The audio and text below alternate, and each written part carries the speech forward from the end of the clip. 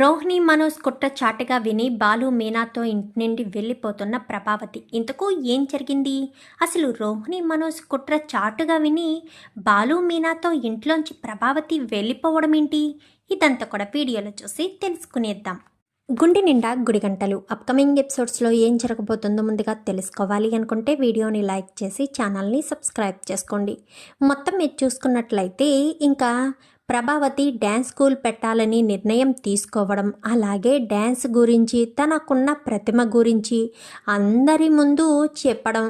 ఇంకా ప్రభావతి చెప్పేసరికి తను డ్యాన్స్ చేస్తూ ఉండేసరికి బాలు, సత్యం, ఇక రవి ముగ్గురు కూడా వణికిపోతూ ఉంటారు.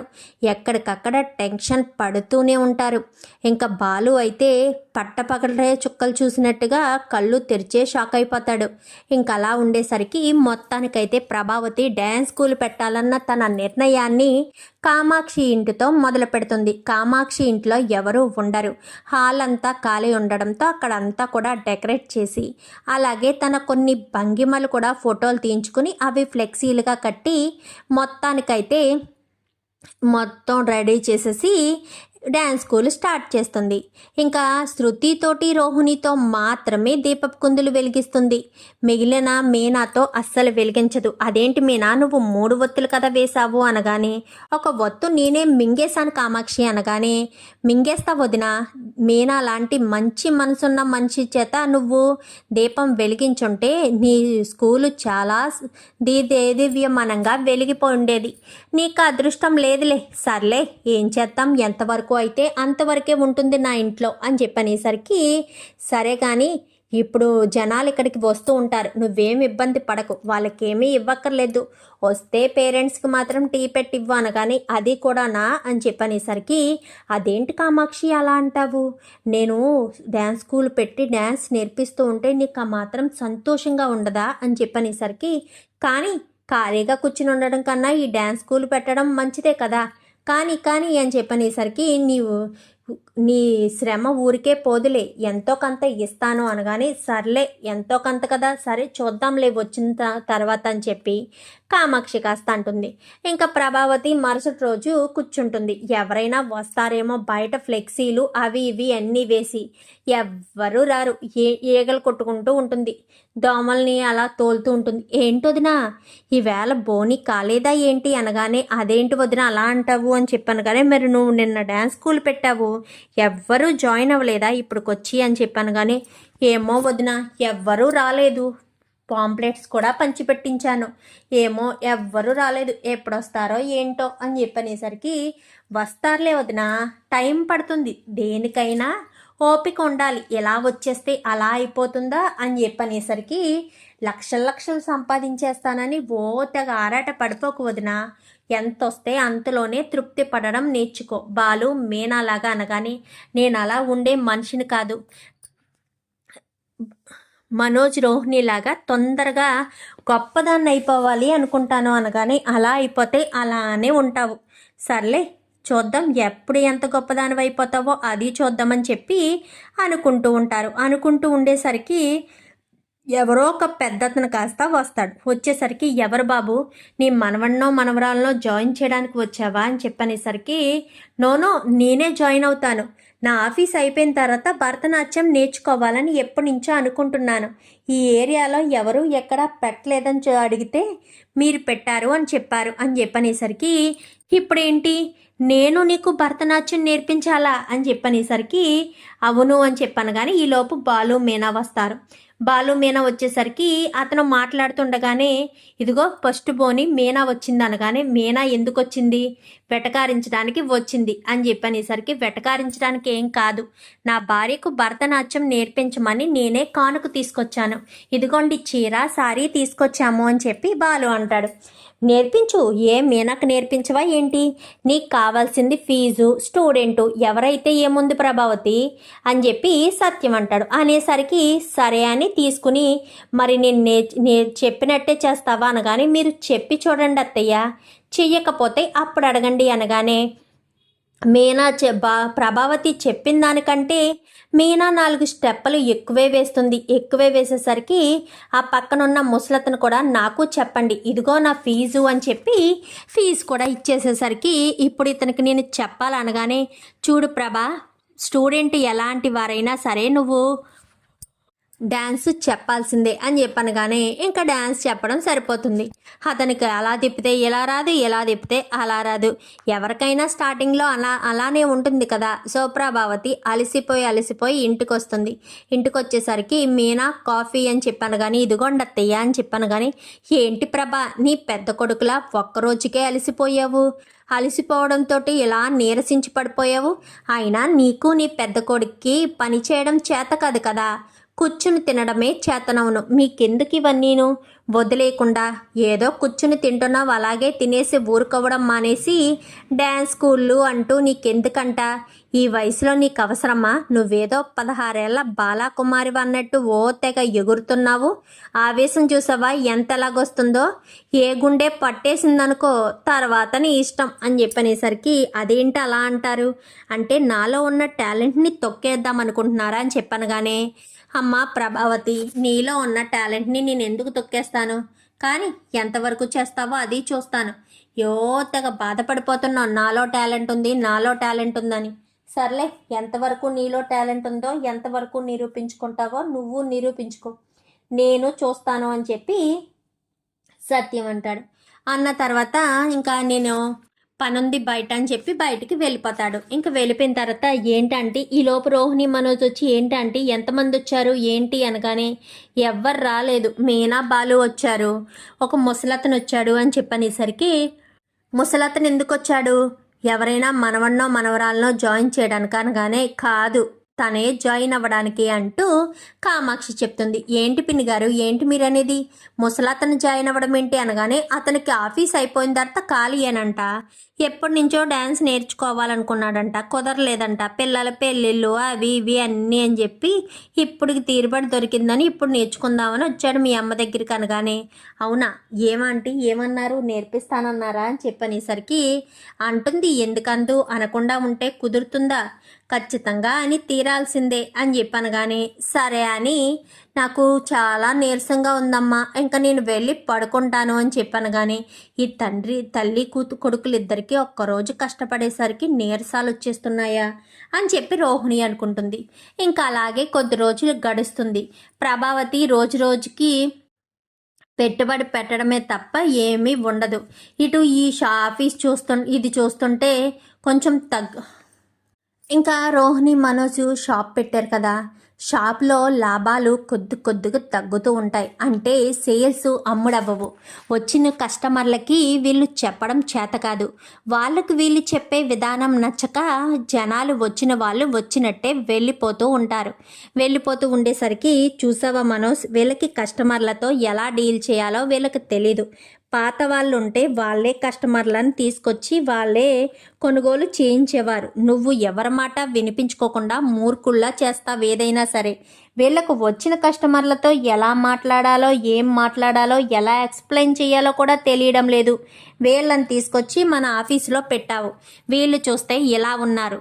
చిచ్చి, నువ్వెప్పుడు ఇంతే మనోజ్. బాగుపడాలని నీ రాతలో నేను రాయాలి అనుకున్నా బాగుపడే యోగం నీ రాతలో ఉండాలి కదా, ఆ యోగం నీ రాతలో లేనట్టుంది అని చెప్పాను. కానీ అదేంటి రోహిణి అలా అంటావు అని చెప్పాను. కానీ ఏం చేయమంటావు చెప్పు.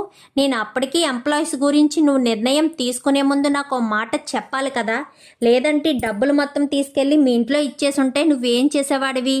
ఏం చేయడానికి ఉండేది కాదు. అది అర్థం చేసుకోవడం మానేసి నేను సలహాలు ఇవ్వబట్టే కదా నువ్వు ఈ స్టేజ్లో ఇప్పుడు ఇక్కడ ఎలా ఉన్నావు.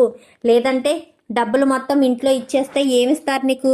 నీ వాటాగా ఎంతో కొంత పడేస్తారు. అవి కొన్ని రోజులకి ఖర్చు అయిపోతాయి. అర్థం చేసుకోకుండా మాట్లాడతావేంటి మనోజ్? నువ్వేనైనా నిర్ణయం తీసుకుంటే నాకు మాట చెప్పు. నీ సొంత నిర్ణయాలు తీసుకోవద్దు. నీకు తెలియదు కదా బిజినెస్ స్ట్రాటజీ అని చెప్పాను. కానీ నాకు బిజినెస్ స్ట్రాటజీ తెలీదా అని చెప్పనేసరికి, సరే అయితే నీ వ్యాపారాన్ని నువ్వే చూసుకో, ఇక మీదట నేను ఇక్కడికి రాను అని చెప్పి రోహిణి కాస్త కోపంతో అక్కడి నుంచి వెళ్ళిపోతుంది. ఆ మరుసటి రోజు నుంచి మనోజ్ మాత్రమే వెళ్తాడు. ఆ వచ్చిన కస్టమర్లతో ఎలా మాట్లాడాలో మనోజ్కి సరిగ్గా తెలీదు, వచ్చిన ఎంప్లాయీస్కి కూడా సరిగ్గా తెలియదు. కస్టమర్లు ఎవరూ రాక ఇంకా డీలర్స్ అందరూ కూడా గొడవ చేసేస్తారు. ఇంతకుముందు వాళ్ళు ఉన్నప్పుడే సన్నయమండి తెగ అమ్ముడుపోయేవి. ఇప్పుడు మీరు ఏమీ సేల్స్ చెయ్యట్లేదు. ఇలా అయితే చాలా కష్టమండి. డీలర్షిప్ క్యాన్సిల్ చేయాల్సి వస్తుంది అని చెప్పనేసరికి వద్దు మేము నా టాలెంట్ని ప్రూవ్ చేసుకుంటాను అంటూ మాట్లాడేసరికి ఏం చేయాలో అర్థం కాదు. ఇంకా ఈ బిజినెస్ ఇంక మొత్తానికి దివాలా తీసే సమయానికి వచ్చేస్తుంది. ఏం చేయాలో అర్థం కాని పరిస్థితిలో ఇంకా ప్రభావతి అయితే డాన్స్ స్కూల్ రన్ చేసుకుంటూ ఉంటుంది. ఒక 2-3 స్టూడెంట్స్, అలాగే 4-5 స్టూడెంట్స్, అలా 10 మంది వరకు చేరుతారు. 10 మంది వరకు స్టూడెంట్స్ చేరేసరికి ఆ 10 మందికి చక్కగా డ్యాన్స్ నేర్పించుకుంటూ కాలక్షేపం చేస్తూ ఉంటుంది ప్రభావతి.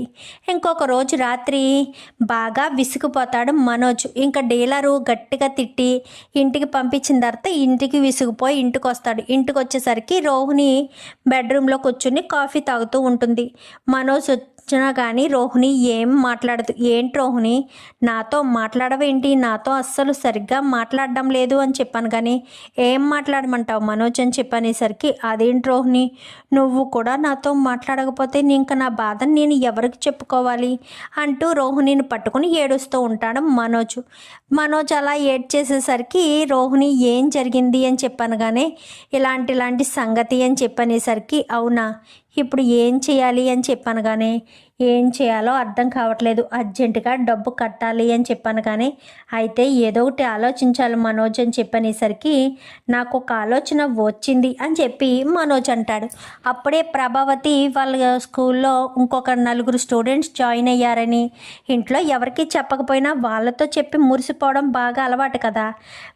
మనోజ్ రూమ్ దగ్గరికి వస్తుంది. వచ్చేసరికి, ఏంటి మనోజ్ ఏం ఆలోచన వచ్చింది అనగానే, ఇల్లు నా పేరు మీద రాయించుకుందాం అనుకుంటున్నాను అని చెప్పనేసరికి, ఏం మాట్లాడుతున్నావు మనోజ్, ఇల్లు నీ పేరు మీద రాయించుకోవడం ఏంటి, అయినా అత్తయ్య నీ పేరు మీద ఇల్లు ఎందుకు రాస్తారు అని చెప్పాను. కానీ నేను రాయించుకుని ఆ ఇంటిని అమ్మేసి అమ్మని ఓల్డేజ్ హోమ్లోకి పడేసి మనం మలేషియా వెళ్ళిపోదాం రోహిణి అని చెప్పాను. కానీ మనోజ్ ఏం మాట్లాడుతున్నావు, అసలు నువ్వు మాట్లాడే దాంట్లో అర్థం ఏమైనా ఉందా, ఇల్లు నీ పేరు మీద రాయించుకుని దాన్ని అమ్మేసి అత్తయ్యని ఓల్డేజ్ హోమ్లో జాయిన్ చేయడం ఏంటి అని చెప్పాను. కానీ మరి ఏం చేయమంటావు, ఇల్లును మన పేరు మీద రాయించుకున్న తర్వాత ఇంట్లో వాళ్ళందరినీ బయటకి గెంటేస్తాము, అందరూ బయటికి వెళ్ళిపోతారు, మా అమ్మ మాత్రమే మనతో ఉంటుంది, నాన్నను వాళ్ళు తీసుకుని వెళ్ళిపోతారు. కాబట్టి ఇంకా అలా అమ్మ ఒకటి ఉంటే అమ్మాయి బాధపడుతూ ఉంటుంది.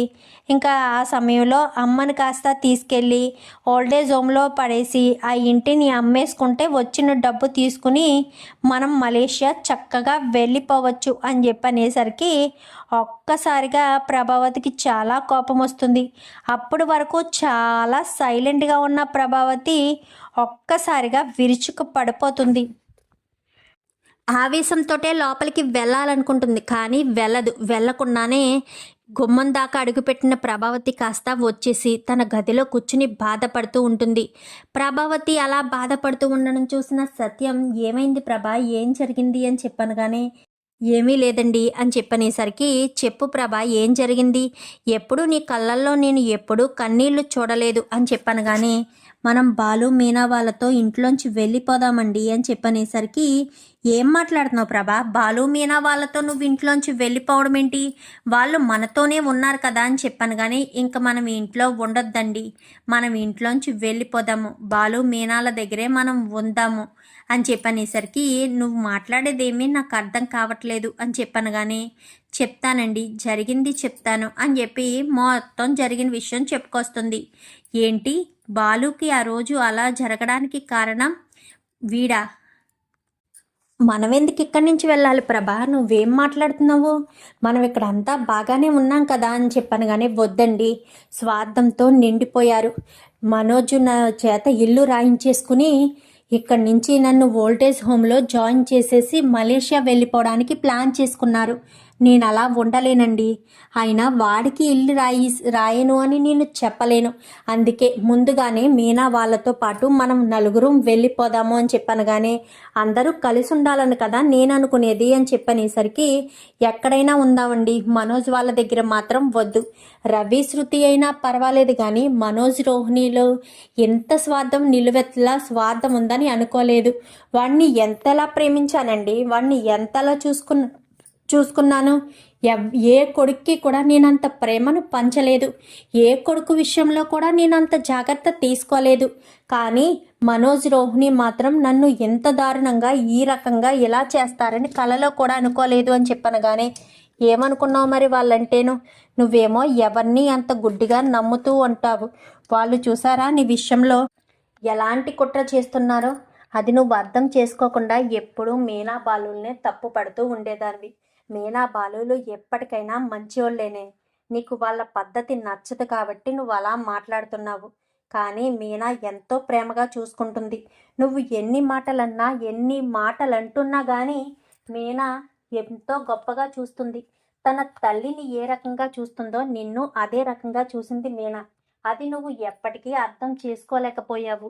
ప్రతిసారి మీనానే తప్పు పడుతూ ఉండేదానివి. కానీ మీనా చాలా గొప్పదే. నిన్ను కన్న తల్లిలా చూసుకుంటుంది. అలా ప్రేమించే కోడలు మనకు దక్కడం చాలా అదృష్టం. అలాంటి కోడలు దొరికినందుకు మనం చాలా సంతోషపడాలి అని చెప్పనేసరికి అవునండి, అంతా జరిగితేనే కానీ విలువ తెలియదు అంటారు. అలాగే నాకు ఇప్పుడు తెలిసింది. మీనాను నేను ఎంతలా బాధ పెట్టానో నాకు ఇప్పుడు తెలిసింది. అందుకే మీనా వాళ్ళతోటే మనం ఉందాము. మిగిలిన జీవితమైనా మనం సంతోషంగా గడపాలి అంటే వాళ్ళతో ఉంటేనే సంతోషంగా ఉంటామండి. అందుకే మనం వాళ్ళతో వెళ్ళిపోదాం. ఈ ఇంట్లో ఉండి ప్రతి క్షణం ఏదైనా జరగచ్చు. ఏమో, వాడి ఇల్లు వాడి పేరు మీద రాయించుకోవడం కోసం నన్ను ఏదైనా చేసినా చేస్తాడు. నేను వాళ్ళతో కలిసి ఉండనండి అని చెప్పనేసరికి అయితే ఇప్పుడు మనం వెళ్ళిపోదాం అంటావా అని చెప్పాను. కానీ అవునండి, మనం ఇంట్లోంచి వెళ్ళిపోదాము అని చెప్పి ప్రభావతి అనేసరికి అయితే ఇదే నిర్ణయం, రేపు చెప్పు అందరి ముందు అనగానే సరే అందరి ముందు చెప్తాను, మరి ఇంటి విషయం ఏమి చెప్పకు అనేసరికి ఇల్లు మా నాన్న రాసిచ్చిన ఇల్లు, ఎప్పటికైనా ఇల్లు ఇలాగే ఉండాలి. ఇప్పుడు కాకపోయినా ఎప్పటికైనా అందరం కలిసి ఉండే మంచి రోజులు వస్తాయని కోరుకుంటాను అని చెప్పి ప్రభావతి కాస్త అంటుంది. అలా అన్న ప్రభావతి మరుసటి రోజు ఉదయాన్నే అందరూ హాల్లోకి వచ్చిన తర్వాత ఎవరో ఇల్లు సరిపోవట్లేదు కాబట్టి ఎవరి మట్టికి వాళ్ళు ఎక్కడికక్కడ వెళ్ళిపోదామని చెప్పాను. కానీ ఎక్కడికి వెళ్ళిపోతామమ్మా, అందరూ కలిసి ఉండాలనే కదా నాన్న కోరుకుంటున్నారు. ఇన్ని రోజులు ఇరుకైనా ఏమైనా కానీ కలిసి ఉండాలి అన్న ఉద్దేశంతోనే కదా ఈ ఇంట్లోనే ఉంటున్నాము. మరి నువ్వేంటి ఇప్పుడు వెళ్ళిపోతామంటున్నావు? నువ్వు మనోజ్ అన్నయ్య వాళ్ళతో వెళ్తావా అని చెప్పాను. కానీ లేదు, నేను మీనా బాలు వాళ్ళతోటే ఉంటాను అని చెప్పనేసరికి ఒక్కసారిగా షాక్ అయిపోతారు. ఏంటి, మీనా వదిన వాళ్ళతో ఉంటావా? మీనా వదిన అంటేనే నీకు ఇష్టం ఉండదు కదా. మనోజ్ అన్నయ్య రోహిణి వదినతోటే నువ్వు ఉండాలని కోరుకుంటావు కదమ్మా అని చెప్పాను. కానీ కోరుకోవడం వేరు, అనుకోవడం వేరు కదా. అందుకే నేను వాళ్ళతో ఉండాలని అనుకోవట్లేదు అని చెప్పనేసరికి ఏమైందమ్మా, నేనేం తప్పు చేశాను అంటూ మనోజ్ అంటాడు. ఎవరు ఏ తప్పు చేయలేదు, నేనే కొడుకుల విషయంలో తప్పు చేశాను. అందరూ నా కడుపును పుట్టిన వాళ్ళైనా సరే నేనే వేరుగా చూసి చాలా పెద్ద తప్పు చేశాను. అది నేను ఎప్పటికీ తెలుసుకోలేకపోయాను. ఇప్పుడు తెలిసినా ఏమీ చేసే ప్రయోజనం లేదు.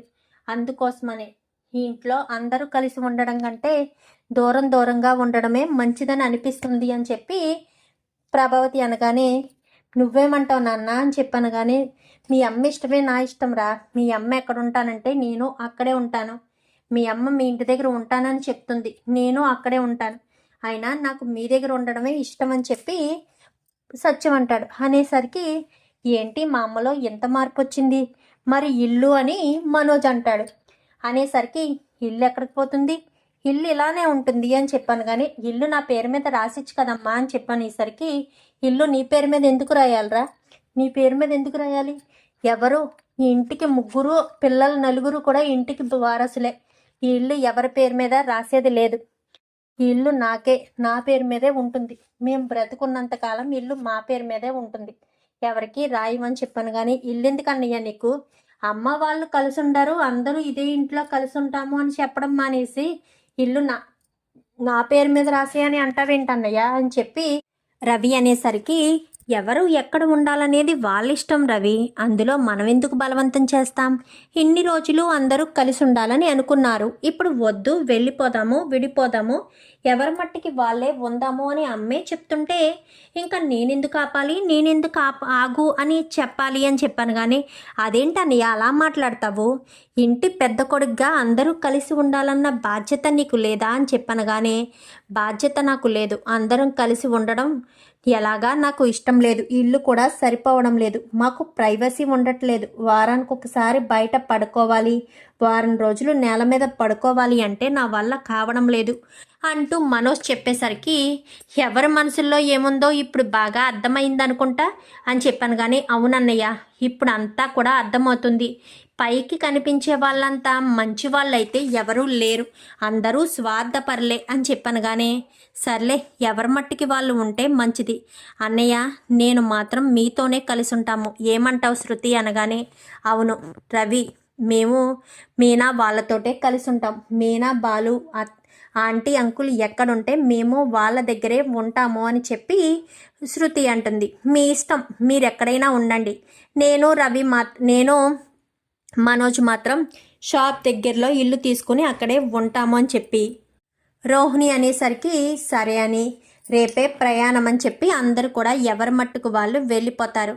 ఇంకా ఇల్లు మాత్రం అలానే ఉండిపోతుంది. బాలు ఎందుకో ఇంటికి వెళ్ళాక ప్రభావతి దగ్గరికి వెళ్ళి అడుగుతాడు, ఏమైందమ్మా, దేని గురించి? ఎప్పుడూ లేనిది మనోజ్ను ఒక్క క్షణం కూడా వదిలిపెట్టి ఉండవు, అలాంటిది మనోజ్ను వదిలేసి నువ్వు నాతో ఉంటున్నావంటే నిజంగానే మనస్ఫూర్తిగానే ఉంటున్నావా అని చెప్పనేసరికి, ఏమంటున్నావురా, నువ్వు నా కన్న బిడ్డవే అని చెప్పనేసరికి, నేను నీ కన్న బిడ్డనే, కానీ నువ్వు ఎప్పుడూ నన్ను కన్న బిడ్డలా చూసింది లేదు కదా, ప్రతి క్షణం నువ్వు ఎప్పుడూ నన్ను ఒక శత్రువులానే చూస్తావు కదా అని చెప్పనేసరికి, శత్రువులా చూసినా మిత్రువులా చూసినా నువ్వంటే నాకు ఇష్టమే, ఎందుకంటే నువ్వు నా కన్న కొడుకువే కాబట్టి అని చెప్పనేసరికి, సర్లే ఏదైతే అదే అయ్యింది అని చెప్పి, అందరూ ఇప్పుడు కలిసే ఉన్నాం కదా, మీ నాన్న నేనేమీ నీ నుంచి వేరు చేయలేదు కదా, అంతా కలిసే ఉండాలనుకున్నాము, కలిసే ఉన్నాము, అంతకుమించి మనకు కావాల్సిందేముంది? ఇప్పుడు ఇంక నువ్వు దేని గురించి ఆలోచించుకు, అంతా సంతోషంగా ఉండడమే మనం చూసుకోవాలి అని చెప్పి ప్రభావతి బాధపడుతూ ఉంటుంది. ఏమైంది నాన్న, అసలు ఎందుకు అమ్మ అలాంటి నిర్ణయం తీసుకుందో నాకు అర్థం కావట్లేదు, నాతో ఉండడానికి ప్రభావతమ్మ ఒప్పుకుందా? ఒప్పుకోవడంతో నాకు ఎంతో ఆశ్చర్యాన్ని కలిగిస్తుంది అని చెప్పాను. కానీ నేను అనుకున్నానురా మీ అమ్మ ఎందుకు ఒప్పుకొని నీతో ఉంటుందా అని, కానీ నాకు తర్వాత అర్థమైంది మీ అమ్మ ఏ ఉద్దేశంతో నీతో కలిసి ఉంటుందా అని. ఎందుకంటే అక్కడ మనోజు మీ అమ్మని ఎంతగానో మోసం చేశాడు, ఎందుకంటే మీ అమ్మ మనోజుని నమ్మి ఎంతగానో మోసపోయిందనగానే, మనోజ్ని నమ్మి మోసపోవడం ఏంటి నాన్న అని చెప్పాను. కానీ వాడు మీ అమ్మ దగ్గర ఆ ఇండ్లంతా కూడా రాయించేసుకుని మీ అమ్మని గాలికి వదిలేయడమో లేదంటే వృద్ధాశ్రమంలో జాయిన్ చేసి మలేషియా వెళ్ళిపోదామని ప్లాన్ చేసుకున్నాడు. అది మీ అమ్మ చాటుగా విన్నదంట, అది విని మీ అమ్మ తట్టుకోలేకపోయింది. నేను ఎంతగానో అనుకున్న నా కొడుకు ఈ రకంగా తయారయ్యాడా, ఈ రకంగా ఉన్నాడా అని చెప్పి మీ అమ్మ ఎంతగానో బాధపడుతూ ఆ విషయం నాకు చెప్పి, నేను బాలు మీనాల దగ్గరే ఉంటానండి, ఎంత తిట్టుకున్నా వాళ్ళు నాకు ఎంతో గౌరవాన్ని ఇస్తారు, అలాంటి వాళ్ళ దగ్గర ఉండడమే నాకు గౌరవం, నాకు అంటూ విలువ లేని వాళ్ళ దగ్గర ఉన్నా నాకు విలువ ఉండదు అని చెప్పి మీ అమ్మ బాధపడిందిరా, అందుకోసమనే ఇంకా నేను ఏం మాట్లాడలేదు, నువ్వు నీ దగ్గరే ఉంటానంటే సరే అని ఒప్పుకున్నాను అని చెప్పాను. కానీ సర్లే నాన్న, అందరూ కలిసి ఉండడమే కదా కావాలి, నాకు నిన్ను ఒంటరిగా వదిలిపెట్టడం ఇష్టం లేదు, అందుకే నీతో పాటు కలిసి ఉండాలని అనుకున్నాను, నువ్వు మాతో పాటే ఉన్నావు, ఇంతకు మించి మాకు కావాల్సిన ఆనందం లేదు అని చెప్పి ఇంకా బాలు అయితే అంటాడు. అంతా కూడా చాలా హ్యాపీగా ఉంటారు. ఇంకా మెయిన్ అయితే బయట పూల దుకాణం చూసుకుని ఇంటికి వచ్చేసరికి ప్రభావతియే వండి పెడుతుంది. అదేంటి అత్తయ్య మీరు వండుతున్నారేంటి, నేను వండుతాను అని చెప్పాను. కానీ బయట కష్టపడి వస్తున్నావు కదమ్మా, నువ్వు ఇంక ఇంటికి వచ్చి ఎప్పుడు వంట చేస్తావు, అందుకే మీకు కష్టం ఉండకూడదని నేను వండి పెడుతున్నాను. నేను ఎలాగా ఇంట్లో ఖాళీగానే ఉంటున్నాను కదా అని ప్రభావతి మాట్లాడిన మాటలకు చాలా ఆశ్చర్యపోతారు. అంతలా ప్రభావతిలో మార్పు వస్తుంది. చూద్దాం మరి రాబోయే ఎపిసోడ్స్లో ఈ రకంగానే జరిగి మనోజు ఇటు రోహిణీల కుట్రలు